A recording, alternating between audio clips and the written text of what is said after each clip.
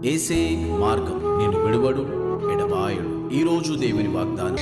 ప్రతి ఒక్కరితో దేవుడు మాట్లాడుతున్నారు కాబట్టి నీ కన్నీళ్లకు ప్రతిఫలం దేవుడు ఇవ్వబోతున్నాడండి. హల్లెలూయా.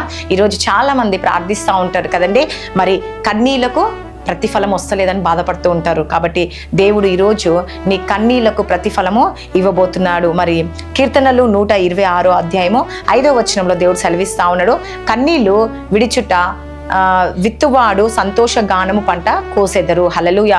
ఈరోజు నీ కన్నీళ్లు నువ్వు కారుస్తున్నావా కదండి, ఆ కార్చిన కన్నీరుకు, ఆ విత్తనానికి ప్రతిఫలము దేవుడు ఇవ్వబోతున్నా. అంటే ఆనందంగా నువ్వు కోస్తావంట అండి. ఒక పంట ఎలా అయితే కోస్తారో కదండి, మరి చూడండి, వ్యవసాయదారులు ఆ పంట వేసినప్పుడు కోసేటప్పుడు దాని ప్రతిఫలంతో పొందుకుంటారు కాబట్టి సంతోషంగా పంట కోస్తారంట. హల్లెలూయా.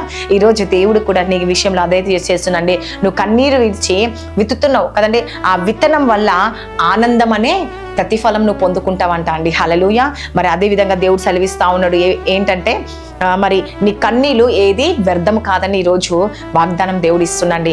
నా కుమారి, నా కుమారుడా, ఎంతమంది అయితే ఈరోజు ఈ ఉదయకాల వాగ్దానం వింటున్నారో మీ కన్నీళ్ళు వ్యర్థమే కావు. హల్లెలూయా. మీ ప్రార్థనకి ప్రతిఫలం మీరు పొందుకోపోతున్నారు.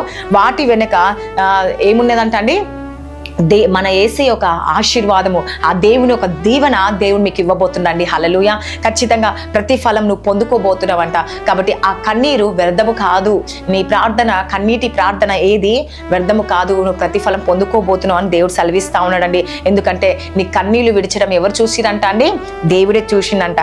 కాబట్టి నీ కన్నీళ్లు దేవుని దగ్గర ఏమైనాయంట అండి, ఉన్నాయంట. కాబట్టి నువ్వు బాధలో ఉన్నావేమో, ఈరోజు వేదనలో ఉన్నావా, అయితే నీ ఆశ, నీ విశ్వాసము దేవుడు నెరవేర్చబోతున్నాడు. కాబట్టి ప్రతి ఒక్కరు, ఎంతమంది అయితే ఈరోజు మరి ఈ వాగ్దానం వింటున్నారో సిస్టర్స్ అండ్ బ్రదర్స్, ప్రతి ఒక్కరు మీ కన్నీళ్లకు ప్రతిఫలం మీరు పొందుకోబోతున్నారు. హల్లెలూయా. నువ్వు నమ్ముతున్నావా?